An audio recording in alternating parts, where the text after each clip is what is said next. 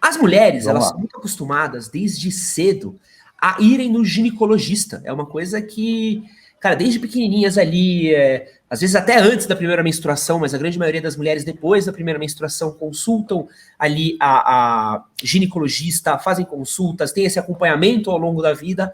Mas os homens, eles não procuram um urologista. É muito difícil você conhecer pessoas que foram ao urologista, a não ser que eles tenham tido aí algum acidente, algum caso grave.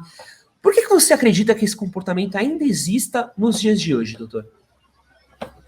A gente observa que os homens têm uma tendência a não querer pedir ajuda. Isso é uma coisa, e não só na parte de saúde, não só na parte do urologista, mas a gente tem pesquisas que mostram que o homem, para coisas em geral, mesmo desde pedir orientação na rua para chegar em algum lugar, até para uma questão de saúde, o homem reluta em pedir ajuda, né? E esse comportamento ele se reflete na busca por um médico, que o homem ele fica relutando em compartilhar com alguém alguma dificuldade, alguma ansiedade, um problema, um defeito, entre aspas, né, que ele considera que ele possa ter, ele tende a guardar para ele. Uma prova disso, a gente fez uma pesquisa com o Datafolha, e dos caras que tinham disfunção erétil, 60% nunca tinham buscado nenhum tipo de ajuda, seja com médico, seja com psicólogo, seja com compartilhar com outras pessoas. Então, isso mostra muito esse comportamento de você ter um problema, ou uma dúvida, ou uma dificuldade, ou qualquer coisa, e você decidir que você não vai recorrer a ninguém, né? Isso é um aspecto da masculinidade que a gente chama de tóxica, né? Você não pode pedir ajuda, quer dizer, tem que resolver sozinho ou sofrer sozinho, né? Isso deveria está cada vez mais em desuso. A gente tem que entender um outro papel da masculinidade, que é de buscar aperfeiçoar, compartilhar suas angústias, seus medos, suas dificuldades, e buscar aperfeiçoar, seja com a ajuda de um profissional, de um psicólogo, de um médico.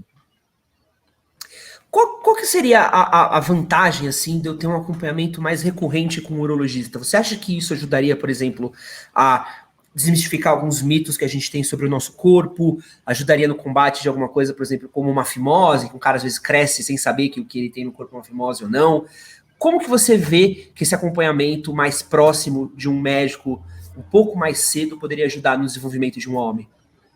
Na verdade, a gente não, assim, uma pessoa com 25, 30 anos não necessariamente precisa ficar indo no neurologista toda hora, tá? Uhum.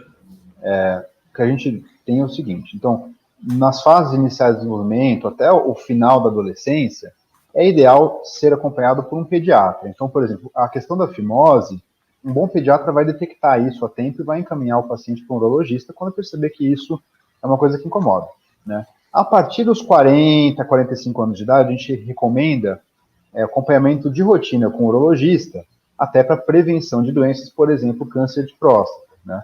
Então, formalmente é recomendado a partir dos 50, e quem tem fatores de risco na família, a partir dos 45, tem que começar a buscar esse acompanhamento, tá?